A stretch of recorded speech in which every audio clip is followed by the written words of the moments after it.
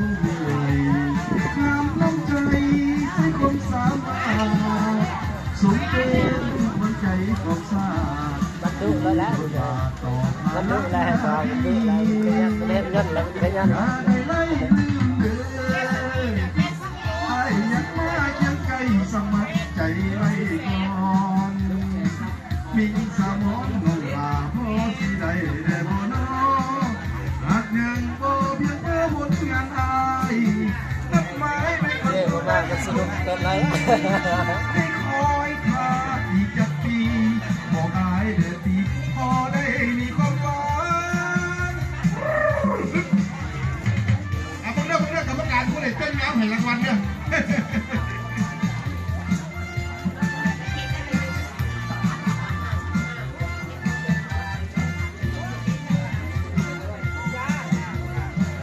แล้วอะไรที่ของควรเพื่อลำพันผู้จำควรเจ้าสังงามงามพันงามใจ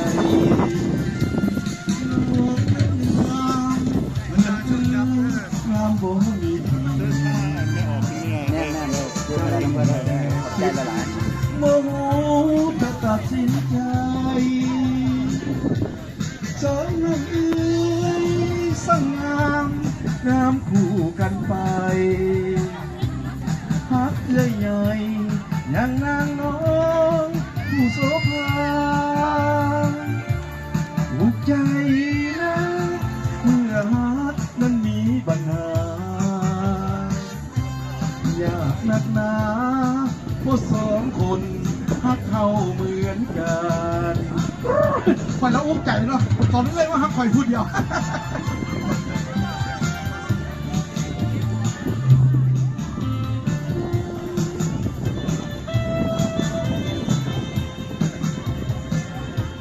คนนี้กับท้องฟ้าเป็นใจเนาะทั้งแดดทั้งฝนก็เป็นอย่างเนาะขอแต่ว่าฝนจะตก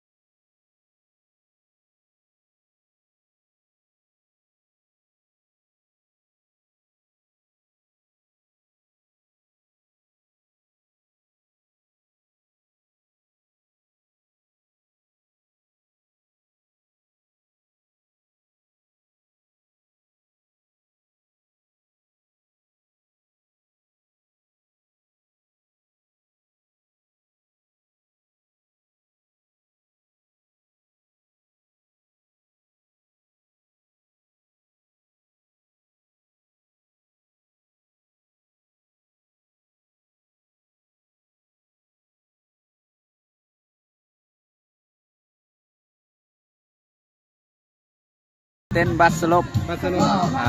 เป็นเต้นลำวงเล่าลำวงบ่น่ะเนี่ยก็คือว่าเป็นวง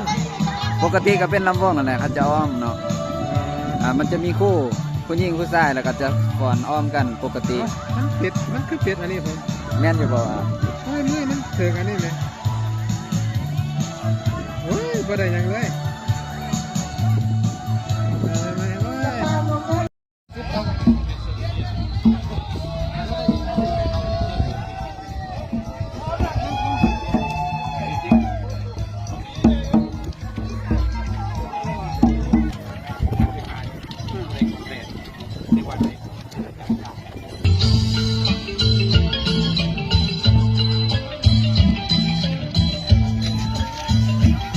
ายดีปีใหม่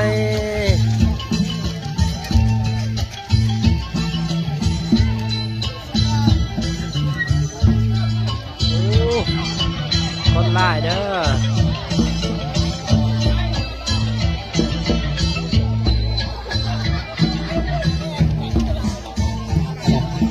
เอาตอนนี้เขาก็ฮอดอนาคตบรรจุพระพุทธรูปแล้วเนาะ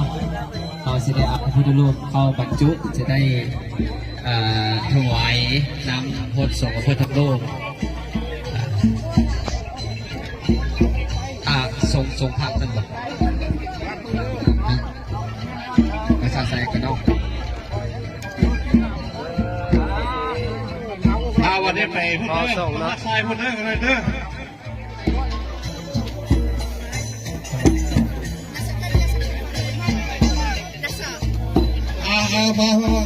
ผมพาทรายพี่เลยตอนนี้เขาสีผ้าเก่าคำหนาบวชจะเฝ้าไม่ใช่เรื่องจะเฝ้าไปเตะต้ม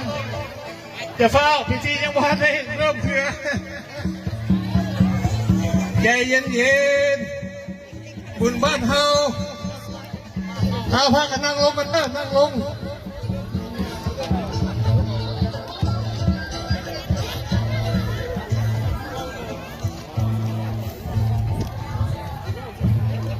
สิพามาเบิ่ง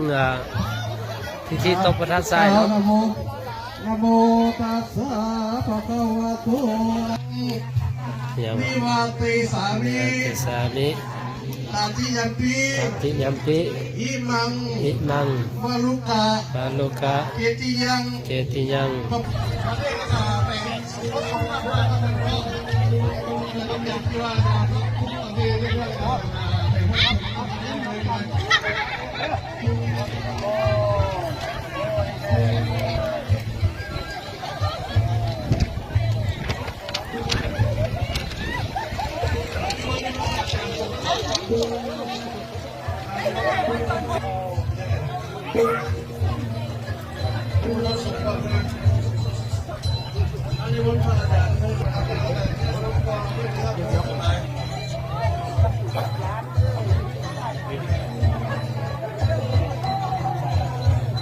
อะไรนะ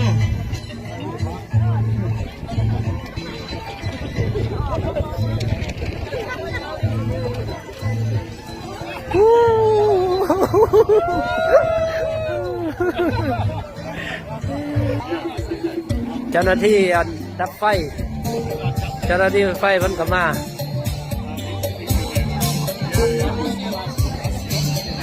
เอางานปีใหม่ของเฮาก็เริ่มแล้วเนาะตอนนี้เนาะกำลังดำเนินไป ตอนนี้ญาติโยมกำลังฮดทรง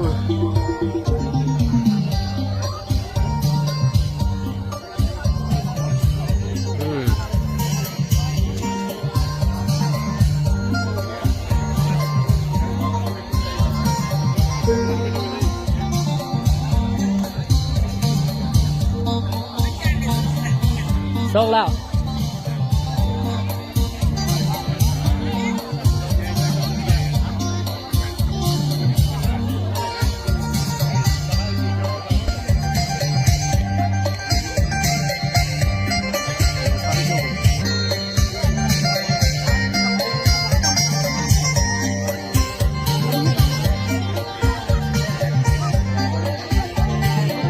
ส่วนญาติโยมเขาก็หลายเนาะ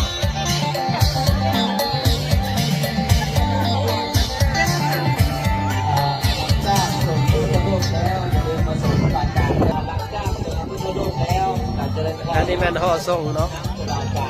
ห่อส่งพระพุทธรูป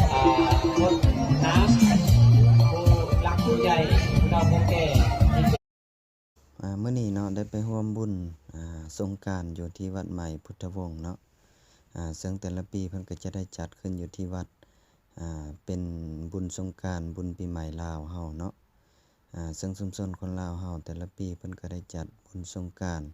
แต่ละวัดจะบ่คือกันเนาะเวลาจะแตกต่างกันไปตามปฏิทินของวัดแต่ละวัดเนาะนี่ก็ถือว่าจบเพียงเท่านี้เนาะในการชมคลิปขอขอบใจ